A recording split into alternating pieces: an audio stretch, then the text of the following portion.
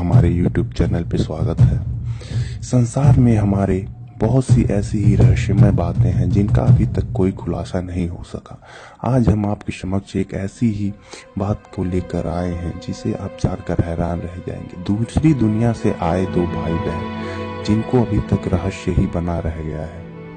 विशेषज्ञों का कहना है कि यदि कुछ आश्चर्यजनक घटनाएं घटती हैं तो इसे दो तरफा होना चाहिए, अर्थात इस जगत से व्यक्ति दूसरे लोक में पहुंचता है तो दूसरे विश्व से इस संसार के आगमन की घटनाएं भी होनी चाहिए। ऐसे ही एक अद्भुत प्रसंग की चर्चा 12वीं सदी की है, जब इंग्लैंड में हेनरी द्वितीय का शासन था। एक दिन दो हरी त्वचा वाले भाई बहन एक स्थान पर एक छिद्र से बाहर आए। उनके हाथ पैर मनुष्य जैसे थे, पर चमड़ी का रंग गहरा हरा था। वे विचित्र रंग की पोशाक पहने थे। वस्त्र किस पदार्थ का बना था यह नहीं जाना जा सका। जब वे सुराख से बाहर आए तो बड़ी देर तक आश्चर्यचकित हो मैदान में इधर उधर टहलते रहे। अंततः किसानों ने उन्हें पकड़ लिया और बाइक्स में रिचर्ड डी कैलनी के घर ले आए। कई महीनों के उपरांत उनका वर्ण बदल गया। वे सामान्य मनुष्यों के रंग के हो गए।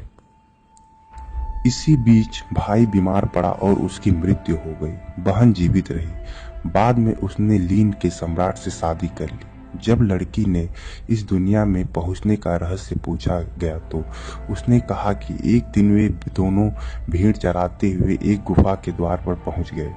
जब उसने प्रवेश किया तो उससे घंटी जैसी अत्यंत सुरीली ध्वनि आती सुनाई पड़ी। इसके उद्गम स्रोत का पता लगाने के लिए वे बड़ी देर तक उस मांद में घूमते रहे और अंततः इस विश्व में पहुंच गए। जब उब गए तो पुनः अपने लोक में लौट जाने की इच्छा हुई। उन्होंने गुफा का द्वार खोजना शुरू किया, पर उसे ढूंढने में असफल रहे।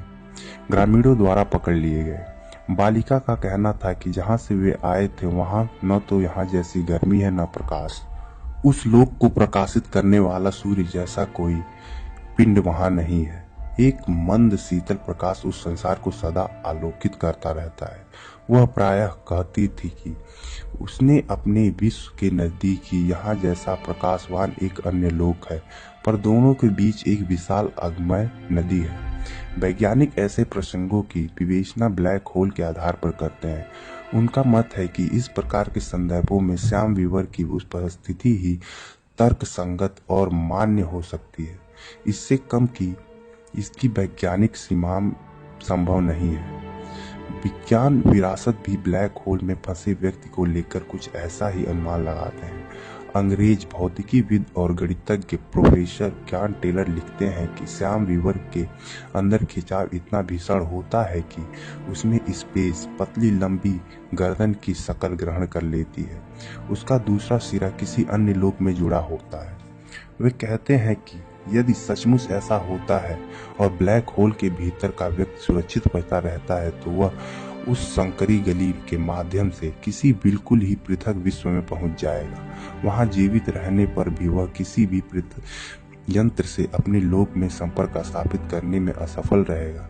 ऐसी स्थिति में वह अपने यान को पुनः श्याम वीवर में इस आशा के साथ प्रविष्ट करा सकता है कि वह फिर से इसके माध्यम से अपने विश्व में पहुंच जाएगा, किंतु उसका इस प्रकार का प्रयास निरर्थक साबित होगा और प्रत्येक प्रयत्न उसे हर बार एक नई दुनिया में पहुंचा देगा। इस तरह वह अपने मूल जगत में पहुंचने में कदाचित भी सक्षम नहीं हो पाएगा।